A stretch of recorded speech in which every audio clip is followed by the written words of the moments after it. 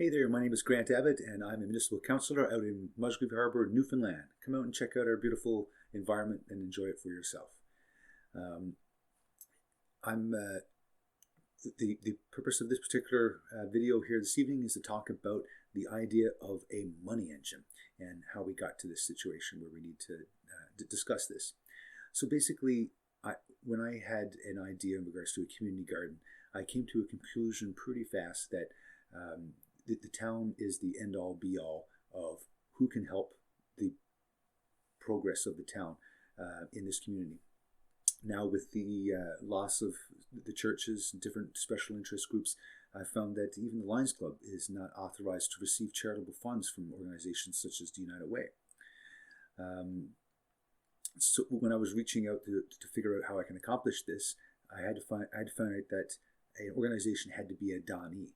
And a Donee is a CRA designation that basically says that they can receive charitable funds. As I said, even the Lions Club can't do that kind of thing.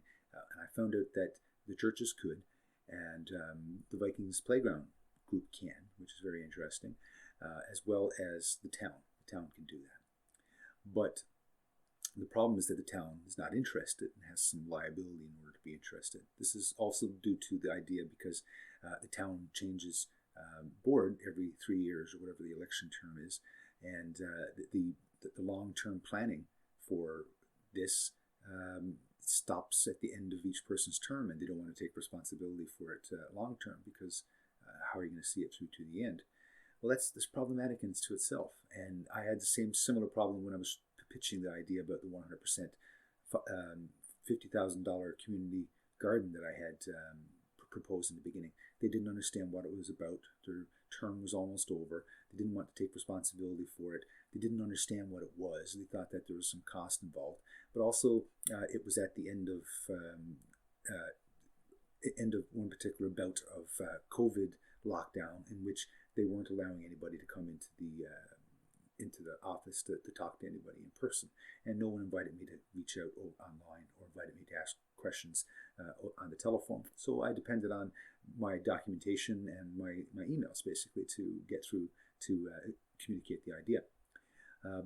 Again, I was labeled as being harassing because, by them anyway, not by the HR investigator, but by them I was labeled as being harassing because they didn't understand what I was trying to accomplish, and I was trying to make sure that I was able to get a second kick at the can to make sure that they didn't miss out on an opportunity.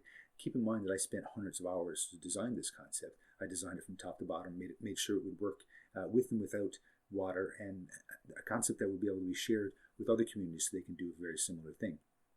But they thought there was a cost involved and they didn't want to take responsibility. And also because they were done with their term, they didn't want to see it through. So I had to keep up interest, keep the ball going, and keep the community abreast of the idea, because even though that particular town council was not interested, it should be something that should be looked at as a community, and I thought it should be seen through.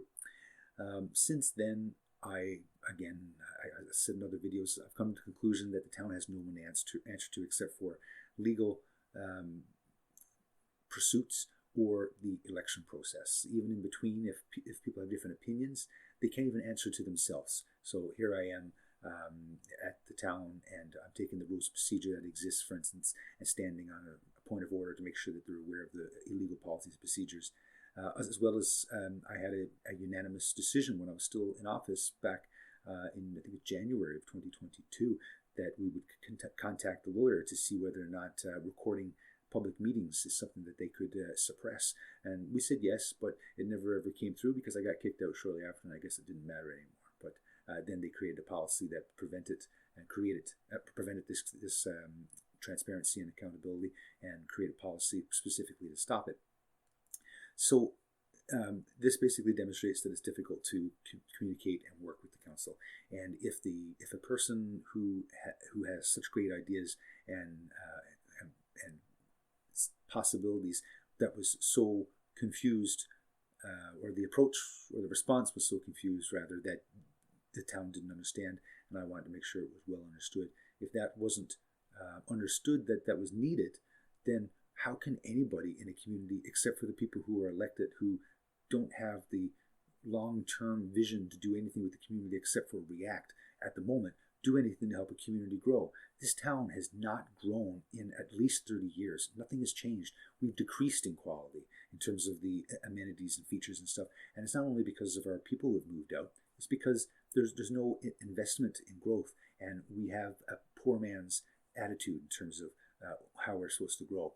Even the government looks at a community as a long-term creature that's able to pay bills back in long term that they don't have to worry about because they will get paid at some point in time. So for instance, a lawyer, for instance, they would come after me looking for money because I'm a living, breathing creature, and if they don't get the money from me anytime soon, then they're going to lose out on the money.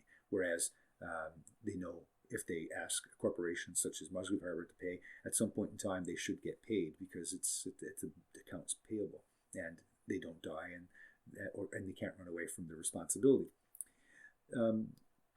But that's counterproductive in the terms of how we're going to find a way to grow, because if people don't exist, people aren't in office to continue these ideas, nothing's going to happen every few years. And as long as if someone doesn't get elected every multiple times, then how are they even going to affect their environment? If I can't affect the environment as a councillor and I'm getting such pushback, how can someone else have any sort of success in applying their ideas to the community? They can't. It's impossible. So I'm looking at my children and I'm trying to figure out how are my children going to be successful in this community or in this world if they're not able to express themselves and assert themselves, and nice things happen to them based on their positive attitudes, just like their father has been doing. I've been on the up and up through all of this negative shenanigans that's been going on. I could be a very vicious and very rude person to the people involved, or say some nasty things, but I haven't. I've said some edgy things, but they're all true, and I can stand behind everything I've said and repeat myself in the same story because it's true. But no one's been able to speak about any of their truths or keep their narrative up or explain how we got here and to validate themselves. I'm just a bad guy because of whatever. I guess I push back too hard. But if I'm too bright to assert myself and have success, then my children are not going to be successful to assert themselves. And isn't that what we teach our children? Is that you work hard and you dream and you try to go after your dreams. But if people aren't willing to engage with you with your dreams and to understand you and to work with you and collaborate and have all these positive words that you can think of that describe good people, then how are we ever going to get ahead? The way that we do it is by creating a money engine. This money engine is a rinse and repeat type organization, much like an economic development association, which stays in the community long term. Again, any community in Newfoundland, across Canada, can cookie cut this sort of idea once we're successful. Basically, the idea is to have ideas to scout out financial opportunities, grants, donations and that kind of thing that they can apply for above and beyond what's offered by the government. So the town is able to avail of funding because of certain legislation, but that is only because they're a government themselves. But there's other funding that the town doesn't know is available or can't create applications to try to get the funding for because they don't have the employees to do this work, for one. They don't have the long-term planning to accomplish these things, for two. They don't have the enthusiasm to think of these ideas, for three. And they don't have the think tank in order to put together ideas that are going to be successful and ideas that are going to fail. Because in order to find ideas that you're going to be successful for, you're going to have to go through a lot of ideas that you're going to be unsuccessful for before you find success. You got to fine-tune those ideas and make sure that they work. We mentioned an idea about how cool it would be to have an ocean pool out off the point. Just two different beautiful locations that this would be great for. It wouldn't really cost a whole lot if you were to plan this out. It's risky, but it would be a great idea. We gave examples of El Salvador, totally different temperatures, obviously, but we were laughed at by some people. What are these guys thinking about? We don't have the money for that. We don't have the idea, the long-term plan for that. No, we don't, especially with the attitude like that. If you believe that you can't, you're right, you can't. You are absolutely not going to do it. And that's why you need people who are able to think outside the box and take risks and think of things that may or may not fail, and then work it until success. This money engine would be able to create applications, find out things that the community needs, create applications that are able to warrant the need for these things, and ask for money from different organizations like the United Way. All corporations out there have a need to give away money. All corporations have a different mandate in terms of what kind of people or what kind of groups are going to receive this money. You just need to be able to look through and figure out what groups are willing to give this money because they want to pay you and see you have success. A lot of times they want to see it in their own community, but a lot of times they don't care. It's on the bigger scale of a community, especially if they've got presence in a province. But the idea here is to rinse and repeat again the idea, so that we can create new ideas every year, and tap into money that's not available under normal circumstances. This is a very simple idea. I've been talking to a lot of people. It's never been done before, but it seems to have its merit.